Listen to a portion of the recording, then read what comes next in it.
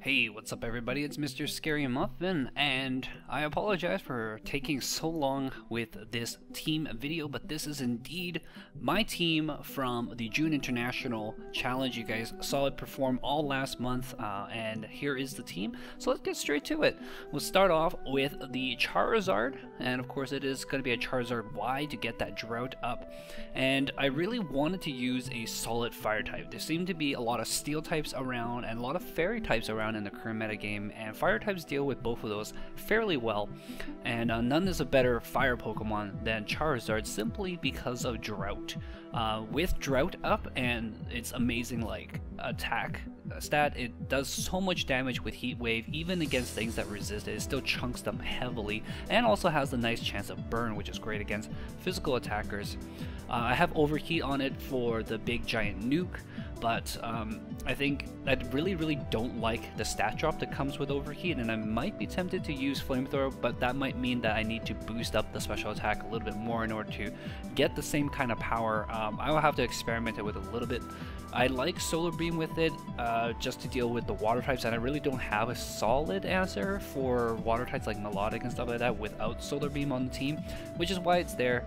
Other things that I could have Tailwind, I could have Air Slash. I don't recommend Air Slash. I could also have Ancient Power as well, which is fairly decent, but I think I like this set overall. I might change Overheat to Flamethrower, and that would be the only thing, and also give me a nice 100% efficiency attack, 100% accurate attack rather.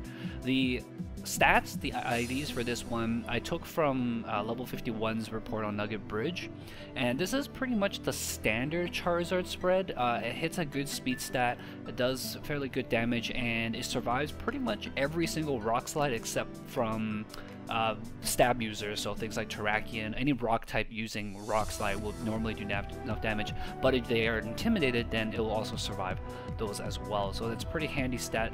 The only other spread I might consider using would have been Soji King's spread from his UK national report, and that one is a little bit more bulkier at the cost of a little bit of special attack and a cost of a little bit of speed, but it definitely will survive pretty much every single rock slide available as well. And I think he used that because he didn't have that many Intimidators on his team, but as you see, I have Intimidators on my team, so to help Charizard survive those rock slides. But generally, you don't want to leave Charizard out on those rock slides anyways, so that's just something to think about as well. Next up we have Cresselia, and Cresselia is really great on the team because I really wanted to have a couple of Pokemons to pair with Landorus so I can Earthquake freely, and I really wanted to use Landorus. I'll talk more about that later, but I really wanted to use Landorus, and so I put Cresselia on the team.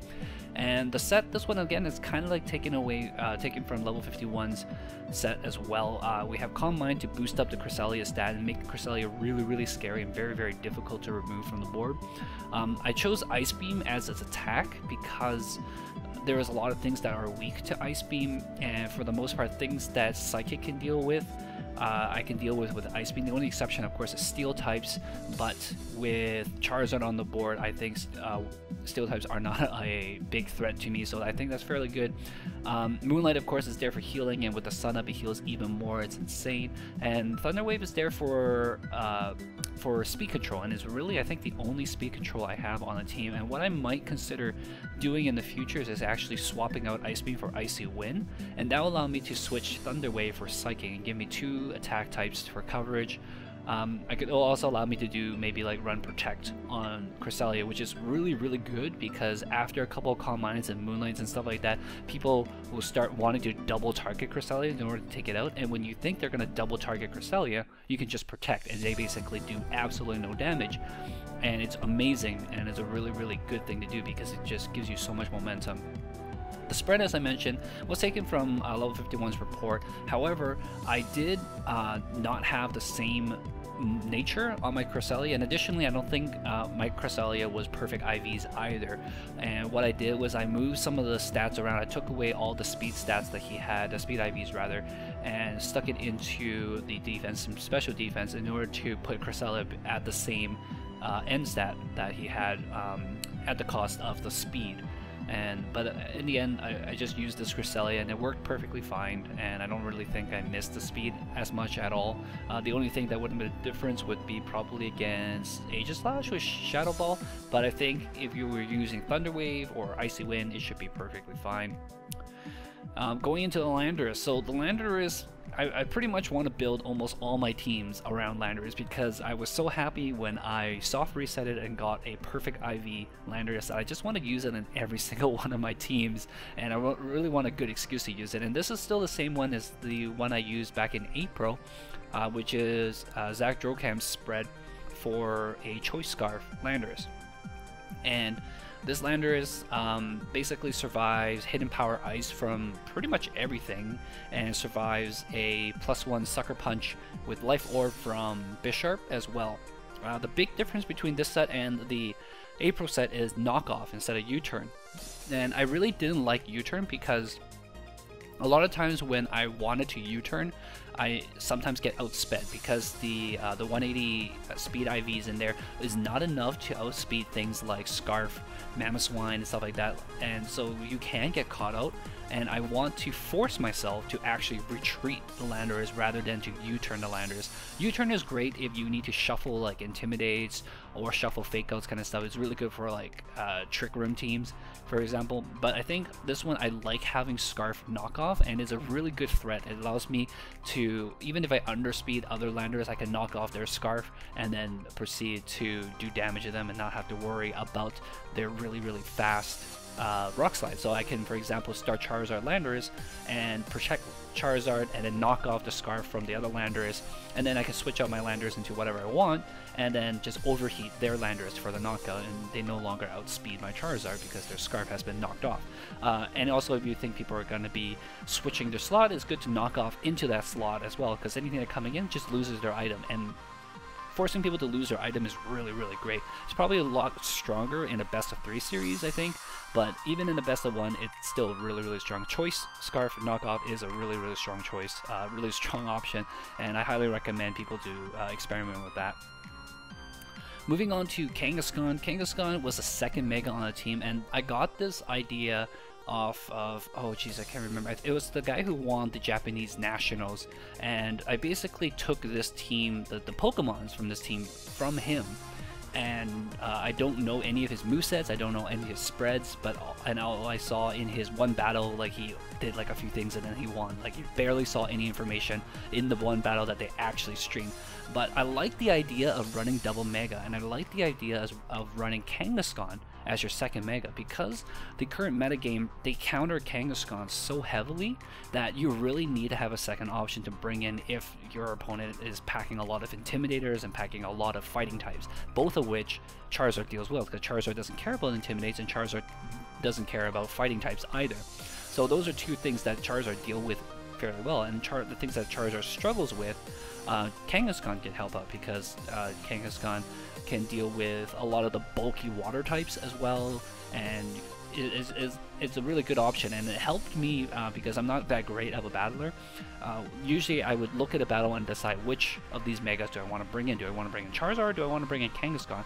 And if I want to bring in Kangaskhan, then I immediately know, well, I'm not going to be bringing Cresselia, for example, or I know I won't be bringing this. If I bring in Charizard, then usually I'd be like, okay, then I probably won't need Heatran, or I probably won't need this person, that person, and it just makes my decision so much easier, and eliminates the other Mega from contention as well.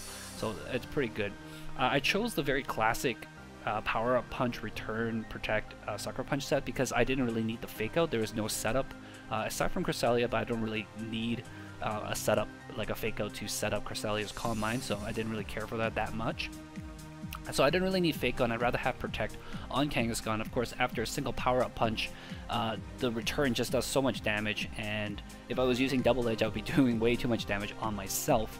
The spread is a very plain 252, 252 for an Adamant Pokemon, and the reason for this is because a lot of people have been doing various experiments, including Riley, who won the Seattle Regional, and even though Riley was running a really unique spread, he still says like, you know what, I think the regular 252 is all you really need, and you kind of miss out on some of the stuff that you outspeed, or you kind of miss out on some of the KOs that you have if you start messing around with the stats. So I left it as a very plain spread, and it's worked perfectly fine. The Moonguss is actually really interesting and very powerful. We saw a lot of the Moonguss in the US Nats, and I don't know how well Moonguss is going to do at Worlds. I actually think we're going to see a lot more Salamence in Worlds, which makes Moonguss significantly worse.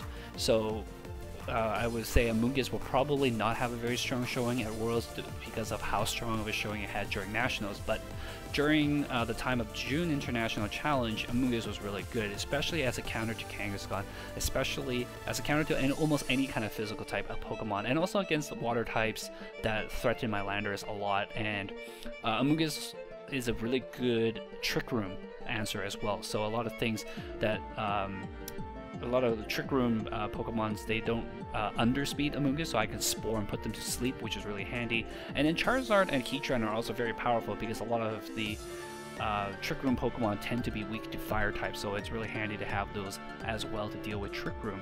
And Rage Powder, of course, being the pull away redirection thing, is really handy to have. It allows for setup for Cresselia, allows for Charizard to ignore an attack, or Kangaskhan even to set up a power-up punch, so it's a really good option for Moonguss to keep going. And for the attack, I chose Giga Drain instead of Sludge Bomb, just because water types were a little bit more scarier for me, and I didn't care that much about opposing grass types or fairy types because I had the rest of my team to deal with that.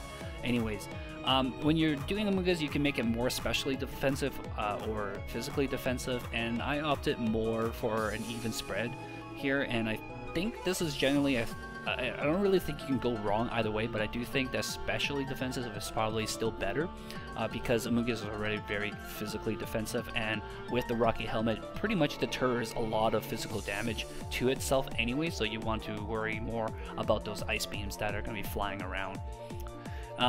My final Pokemon is Heatran, and this is a purely taken from the Japanese national team, and I really actually didn't like the Heatran that much. I used my Shuckleberry Timid spread for this one because that was the one I was used to.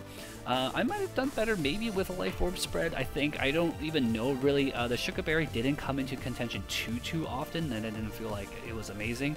I did opt to run Overheat instead of Substitute, which is probably what you guys were more used to, and I liked having the single target option. A lot of people have started running Flash Cannon as well, and I'm not a super big fan of Flash Cannon. I still don't feel like it has much use against most of the meta actually, so I'm not really an advocate of that, but I do like the Overheat, especially under the sun, so I could double Overheat. But Overheat, of course, again, runs into the problem of getting that -2, but you can kind of negate that with the Flash Fire, so if you switch into a fire attack and get that Flash Fire, then you're okay to Overheat at least once before you get back down to neutral again.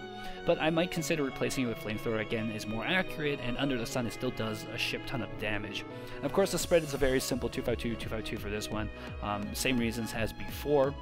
The only other thing I might change, of course, is the item. Change the Shuckleberry to maybe Life Orbs, or definitely not Leftover, but I might consider running something else instead of Heatran. I tried Blaziken in this one and didn't work out that well. I think having a secondary Fire type is not a bad idea for when I bring Kangaskhan in and I can't bring Charizard. And having a Steel type on the team is pretty good too, so maybe an Aegislash in this slot would have been a decent idea, like a Life Orb Aegislash in fact would not be a bad idea because it'll bring in the Wide Guard and stuff like that to help Charizard, or even the Wide Guard threat. Even like, as long as I don't reveal what the fourth move is, that Wide Guard threat is always nice to have there.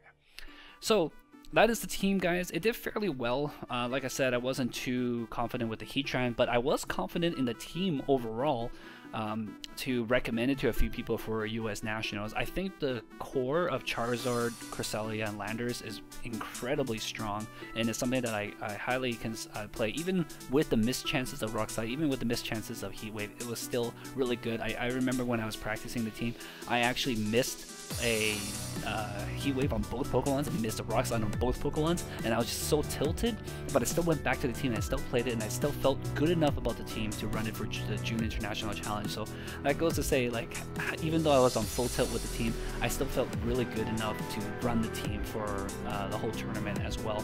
And the other thing, of course, I like Kangaskhan as a secondary Mega. On any team, I think it's a really good option to have. So those are the kind of things to think about moving on to the future. Moonguss, I don't know how strong it's going to be in the near future because everybody's running it, so everyone's going to be countering it.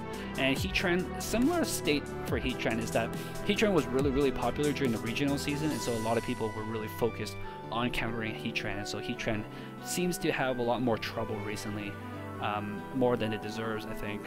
Whereas Landorus, even though a lot of people are still countering, Landorus still manages to sneak around with its sneaky business and does its thing fairly well, so I'm okay using Landorus still. Anyways guys, that is the team. I hope you guys enjoyed the video. If so, give me a thumbs up, and I'll see you guys next time for the next Pokemon video. Ciao, thanks for watching.